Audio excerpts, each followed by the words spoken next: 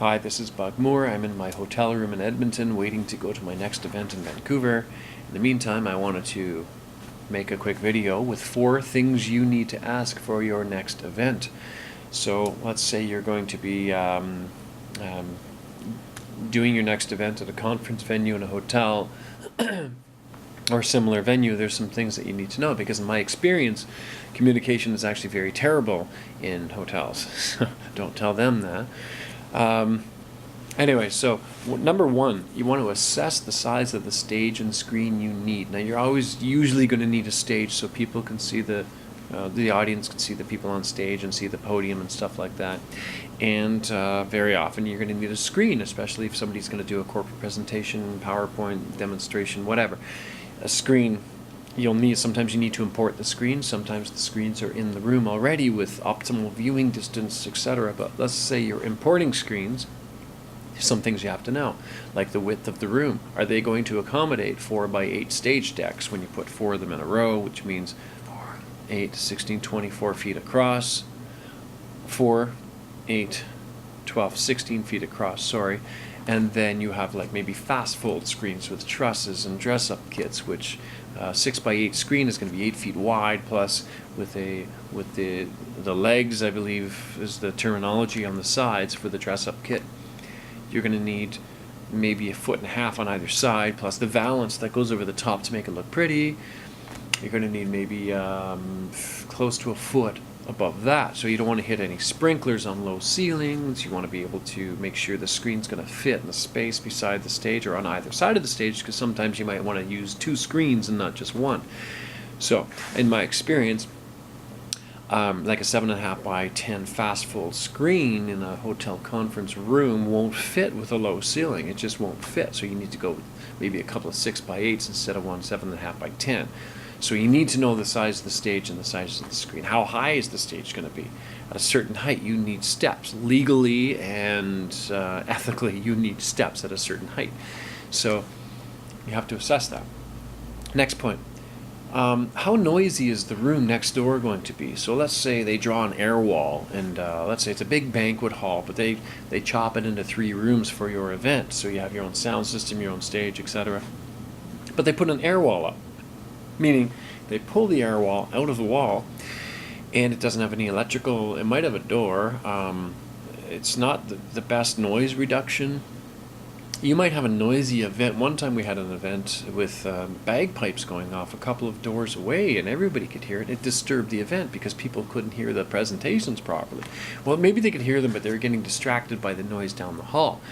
So find out what event is being booked down the hall, and say, put a clause in your contract saying if there's a noisy event booked after this time, you have to put us in a different room. You know, just make it fair. Anyway, so ask that. How noisy is the event next to you going to be, or down the hall, or on the same floor? Very important. Number 3, if you need access to a loading dock, what are the rules of the loading dock in that particular venue? Now, I know by working in downtown Toronto, it can be a nightmare. It's ridiculous sometimes. It's not fun at all. It brings AV costs up because we have to spend more hours delivering equipment.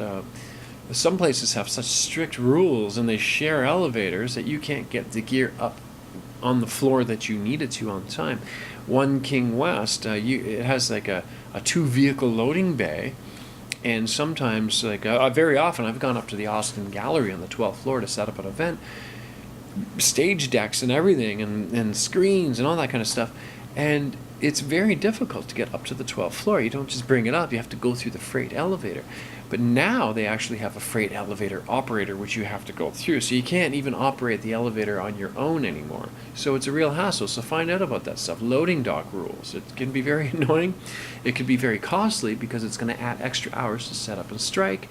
And it could be very congested if you're going to have like a very difficult event with a lot of things going on at once and things moving back and forth. You need storage for your gear in between when it's going to be moved. Anyway, so ask about that. Loading dock rules. Okay, very important. And number 4, 24-hour lockdown. Let's say you have a multiple day event where you're doing things over 2 to 3, maybe 4 days, and then you have certain rooms where you need certain gear like stage and screen and pipe and drape and all this kind of fancy stuff set up, and the AV gear, never mind the staging, but the AV gear. If you don't have a 24-hour lockdown, or you haven't negotiated a 24-hour lockdown, basically what's going to happen is they can sell the room at night. Now, if you do this in advance and you say, I'm negotiating a 24-hour lockdown, once you negotiate, put it in the contract, they can't do anything. You leave your stuff there for 2-3 days, and they can't touch it. But if you don't do that at night, what they can do is they can say, well, we've sold the room at night, and you're going to have to tear down again or strike and then set up the next morning. That's going to add a lot of money to your bill with the AV company. So, really look at that. Look at the 24-hour lockdown. And one more bonus thing here, which I didn't write on my list, and maybe I will now. Okay, I'll write it later.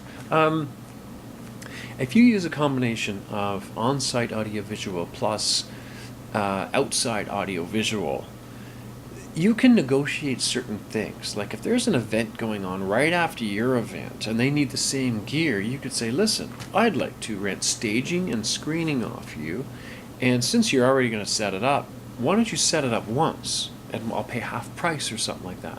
So you get to use it, then they get to use it. Because what hotels don't tell you sometimes is, and other like banquet venues and stuff like that, is they'll book an event 1 hour after yours stops.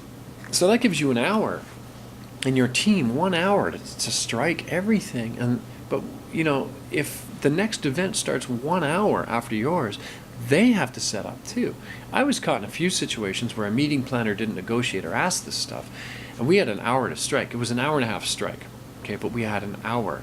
Plus the people setting up had an hour, and they had at least a 2-hour setup. It just doesn't work. So obvious it doesn't work. But if this stuff is hammered out to begin with, and before the event, usually you can save a lot of headaches and save a significant amount of money just by planning properly. Anyways, I urge everyone to plan properly, and well, that's what I'm here for, because I've had a lot of field experience. And I'm just, this is where it's coming out, because I've just seen so many disappointments, and I've seen a lot of great events and a lot of poor events and a lot of everything in between, and a lot of headaches, like unnecessary headaches that just didn't have to happen for the reasons I'm telling you. Anyway, there's a lot more to cover, and this is the type of stuff that I cover in my consultations, and I also cover with the downloads and stuff like that. So if you want to, contact me, and we can talk over the phone, we can do Skype, email, whatever, we can. Let's talk about your next event and make it some sort of deal to make sure you don't have the headaches and extra expenses that you don't need, because sometimes I think the expenses are not justified if they're worked out beforehand. Anyways, that's the whole concept of B4UShowit. It's a proactive audiovisual solutions, and I'm Buck Moore, on my way to somewhere out wester than I am already. Okay, off button.